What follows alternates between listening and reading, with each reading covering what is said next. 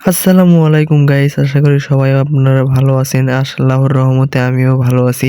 তো আজকে আমাদের ফার্মে যত পোষা প্রাণী আছে তাদের সবাইকে দিলাম ভিটামিন, জিঙ্ক এবং ক্যালসিয়াম। কারণ এখানে কম বেশি মানে সবাই আর কি ডিমে চলে এসেছে। বিশেষ করে আমাদের কোচিন, তারপরে কোয়েল পাখি, আর ওগুলো তো বাচ্চা।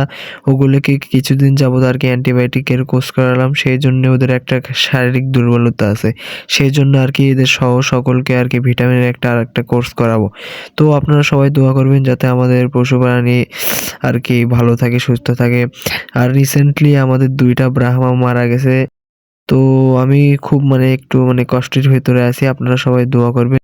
যাই হোক, ইনশাআল্লাহ আল্লাহর রহমতে যা আছে আমার রিজিকে তাই হবে। তো আপনারা সবাই আপনাদের পোষা প্রাণীর যত্ন নিবেন। আর দেখতেই পাচ্ছেন আমার এখানে কোয়েল পাখির মেলটা আমার খুব আর কি হিটে চলে এসছে, এবং তার মাদি পাখিকে টিকতে দিচ্ছে না। সে আর কি যাকে পাচ্ছে ঠোকরাচ্ছে। এখানে আর কি নতুন ডিমে পাখি, এরা যদি ঠিকঠাক মতো না খায় তাহলে তো ডিমে আসবে না। সেইজন্য আর কি এটাকে বের করে দিলাম যাতে আর কি ঠোকরাঠুকরি না করতে পারে। একটা পাখিকে ঠুকরে তো অলরেডি মাথার ভেতর থেকে রক্ত বের করছে। আর কোয়েল পাখির একটা স্বভাব, যেখানে ওরা লাল জিনিস দেখে সেখানেই ওরা ঠোকরায়। আর আজকে মনে হয় আমি ১ম যে ক্যামেরার সামনে আসলাম। তো আপনারা দোয়া করেন, এখন থেকে মনে হয় রেগুলার ক্যামেরার সামনে আসবো।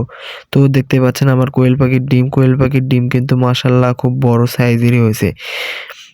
তো এত বড় সাইজ হবে ১ম এ আমি কিন্তু ভাবতে পারিনি। তো যাই হোক, এত বড় হইছে আমি তো খুব খুশি।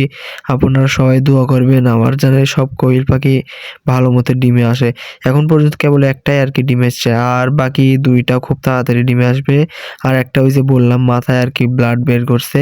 সেজন্য ওর একটু ডিমে আসতে দেরি হবে। কোয়েল পাখির আর কি একটা প্রবলেম ওদের ১৫০ গ্রাম থেকে ১৩০ গ্রামের মতো ওজন না হইলে আর কি ওরা ডিমে আসে না।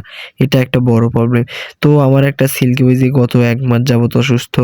অসুস্থ বলা যাবে, ওর কি জানি হইছে, কোনো রোগই আমি বুঝতে পারি না। এত ওষুধ খেলাম তাও ভালো হইলো না।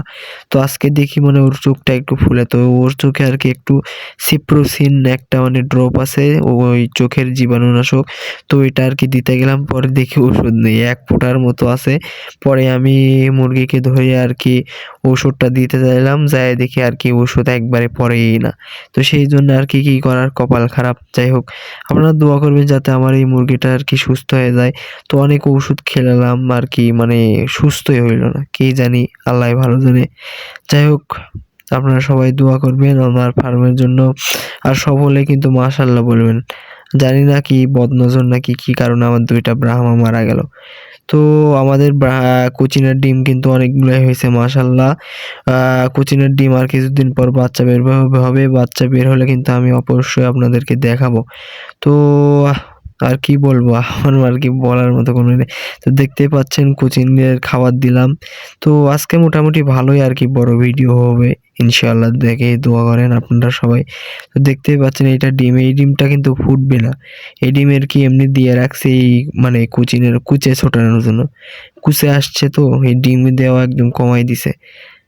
তো ডিম দেওয়া কমাই দিছে। ডিম আছে মোটামুটি ৯ টা ডিম উমে আছে, এবং ৮ টা অলরেডি আমাদের ফ্রিজে আছে, ওগুলো উমে দেব। তো আমাদের ব্রাহ্মা কিন্তু কমে গেছে। এখানে ঘর খালি, খালি লাগতেছে। কি সুন্দর ভরপুর ৫ টা সিল্কি, ৫ টা ব্রাহ্মা ছিল। যাই হোক, আপনারা সবাই দোয়া করবেন আমার মুরগির জন্য এবং আমার জন্য, যাতে সুস্থ থাকতে পারি, আমার মুরগিরা যেন ভালো থাকে। তো আজকের মতো এখানেই বিদায় নিচ্ছি। আল্লাহ হাফেজ। আপনারা ভালো থাকবেন।